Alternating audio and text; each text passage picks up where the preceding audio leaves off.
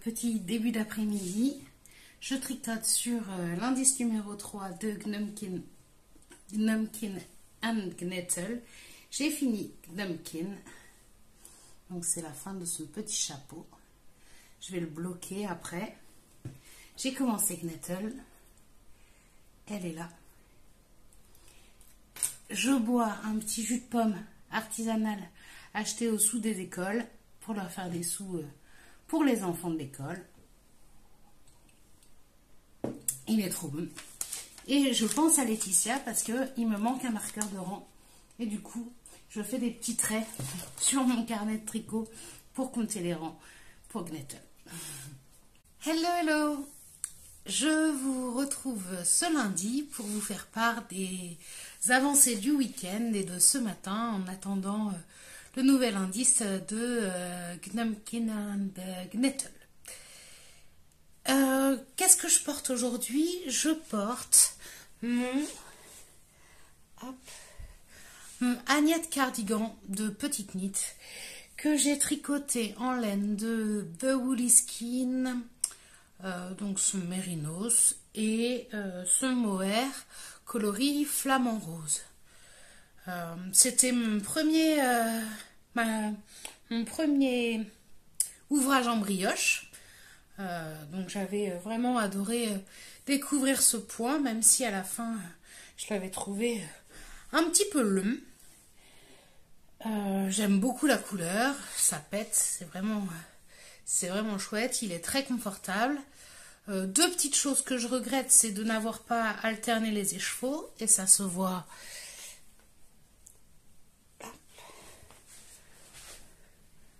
Hop là. Ça se voit quand même pas mal, ça me fait une belle bande en plein milieu du pull. Bon bah c'est comme ça, puis c'est tout. Et j'ai fait les manches un tout petit peu trop grandes, donc je les porte souvent retroussées comme ça. Sinon elles sont là, et donc quand je plie le bras ça va, mais quand j'ai le bras allongé, c'est un peu trop long pour moi, ça me gêne un peu. Sinon, comment se porte la laine? Donc ça fait 1 an ou un peu plus que je l'ai fini, je sais plus trop. Je sais plus trop quand est-ce que je l'ai tricoté. Alors la laine bouloche un peu, vous voyez, ouais. Donc je pense que c'est le mohair qui fait ça. Bon, il faudrait que je le rase un petit coup. Ça me dérange pas. C'est pas très saillant avec le t-shirt là en dessous, mais bon. C'est pour rester à la maison aujourd'hui, donc voilà. En tout cas, il est chaud, il est confortable, je suis trop bien dedans. Donc c'est tout parfait. Voilà pour ce que je portais aujourd'hui. Qu'est-ce que j'ai fait ce week-end? Alors ce week-end, j'ai fini l'indice 2 du châle de Steven West.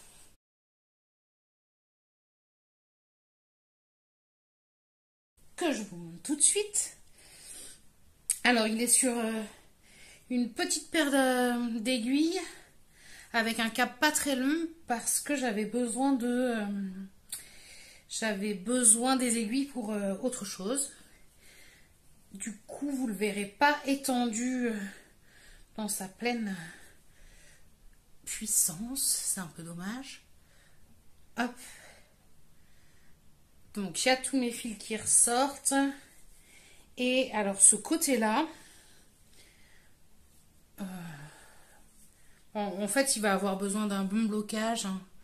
Il ira très bien avec ce pull, d'ailleurs. Donc il aura besoin d'un bon blocage. Donc l'indice 2, c'était ce que Steven appelait les squiggles. Donc ce sont ces vaguelettes là qui partent toutes petites et qui vont en s'élargissant à l'autre bout du châle. Voilà, donc c'était un indice, comme je vous l'ai dit, tout tranquille, qui s'est fini très vite et qui donne une forme asymétrique au châle. Donc je ne sais pas comment on va repartir. Est-ce que finalement ça va être un châle un peu en forme cerf-volant, ou est-ce qu'on va rééquilibrer en récupérant des mailles de l'autre côté? J'en sais rien. Ça me paraît un peu serré de ce côté-là. Est-ce que c'est moi qui ai mal fait un truc? Ou est-ce que... Ou pas? Je ne sais pas. Je ne sais pas, je ne sais pas. Donc voilà mes petites avancées sur le châle de Steven, le musical. Donc ça, c'était ce que j'ai fini hier, donc dimanche. Et j'en ai profité pour me remettre ce matin sur deux choses. Tout d'abord, les chaussettes secrètes pour Seb. Donc sur le modèle des chaussettes élastomères de Lysandre Ourdin. Et je les ai finies. Oui, il restera plus qu'à faire le réglage de l'ourlet sur le pied de Seb quand je lui aurai offert. Bah, je préfère attendre qu'il les ait et puis pouvoir faire directement sur lui pour être sûr de ne pas faire de bêtises et de les régler vraiment pour qu'il passe sa cheville sans problème, que ce soit pas trop serré, qu'il risque pas de les casser en tirant dessus pour rentrer son pied dedans. Je vais pas revenir sur les récriminations que j'avais précédemment sur le patron. Voilà, maintenant que je savais un peu plus où j'allais, je me suis un peu moins posé de questions, même si j'ai dû recommencer des choses quand même plusieurs fois. Est-ce que j'arrive à vous replier l'ourlet? Pas vraiment. Si, comme ça. Hop, comme ça donnera ça à la fin. Bon, ça tient pas parce que c'est pas cousu. Mais voilà, ça donnera quelque chose comme ça à la fin. Donc, elles sont pas mal. Comme je l'avais déjà dit, j'ai... il y a une mouche, je suis désolée. C'est bon, elle est partie. J'ai renforcé la pointe et le talon à partir de là. Et à bien y réfléchir ce matin, je me suis dit qu'en fait, comme cette partie-là, c'est déjà un talon renforcé, ce qui aurait été plus intelligent peut-être, c'est de renforcer à partir de l'augmentation du gousset et jusque en bas là du talon. Peut-être que c'est là quand même que ça s'use le plus et que en fait c'est là qu'il faudrait renforcer les chaussettes plutôt que vraiment le talon. Alors ça va, certes ça va frotter à l'arrière, mais comme c'est déjà un talon renforcé, il risque plutôt de faire des trous en dessous, je pense. Donc à réfléchir pour les prochaines chaussettes que je vais faire pour lui. Donc toujours secrète et toujours pour lui offrir à son anniversaire. Et c'est un modèle de Stone Knits de Charlotte Stone dont je vous parlerai quand je les commencerai. Voilou pour les chaussettes élastomères pour Seb. Je suis heureuse de les avoir terminées. Vraiment, elles m'ont pris la tête, j'en pouvais plus. Et donc, je les tricote en javol de langue, coloris 830001. Donc, c'est du blanc. Et j'utilise le fil de renfort qui est fourni avec la pelote. Voilà pour les chaussettes de Seb. Ah bah oui, il reste encore un projet que je dois vous présenter, mais je prends une petite gorgée d'une boisson chaude entre temps.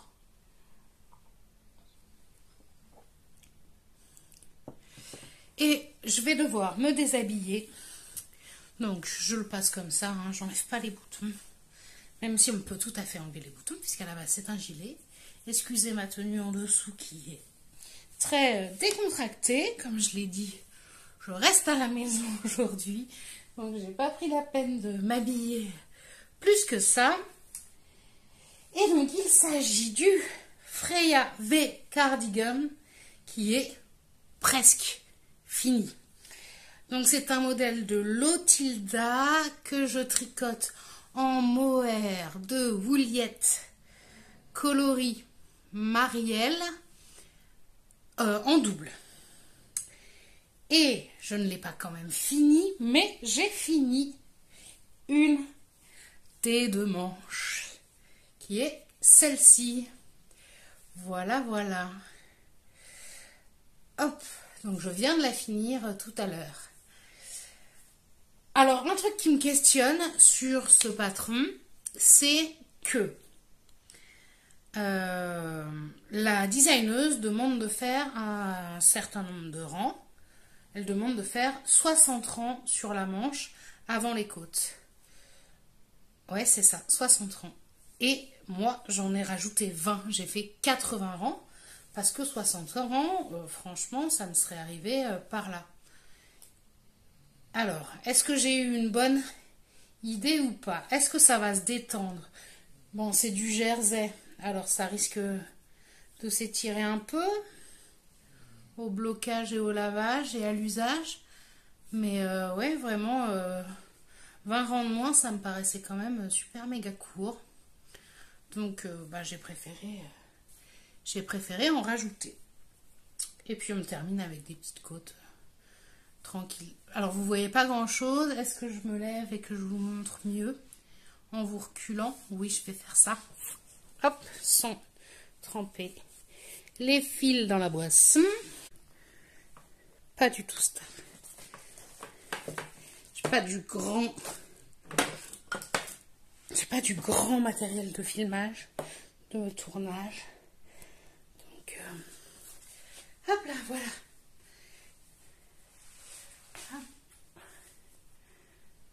Là, et donc ma petite manche. Tadada. Il est trop bien. Alors mes fils ne sont pas du tout rentrés, évidemment. Il va être trop doudou, trop agréable. Quand j'aurai moins de ventre, je pourrai vraiment m'emmitoufler dedans. Ça sera trop cool. Voilà, voilà. C'était le Freya. Que d'acrobatie, je suis désolée. Le Freya V Cardigan de Lotilda. Hop. Je vais remettre mon pull parce que même si je m'agite un peu, il fait quand même frais. Ça y est, nous, dans notre montagne, on est passé aux températures hyper fraîches. Hop, le matin, il fait en dessous de 10 degrés, parfois même largement en dessous de 10 degrés. Il a vite fait neiger la semaine dernière sur la montagne qui est derrière. Donc, on arrive doucement en plein automne, voire au début de l'hiver. Ça arrive régulièrement que ça neige un petit peu en novembre chez nous, pour refondre tout de suite après. Hein. On n'a pas les quantités de neige qu'il pouvait y avoir dans la région il y a 20 ans, par exemple. Ça, c'est complètement fini. Mais il n'empêche qu'on peut avoir une petite neige en novembre, histoire de nous dire que les beaux jours sont vraiment finis et que l'hiver arrive. Ce n'est pas encore arrivé à notre altitude. Que vous dire d'autre? Ah oui, si. Alors demain, je prévois un épisode spécial.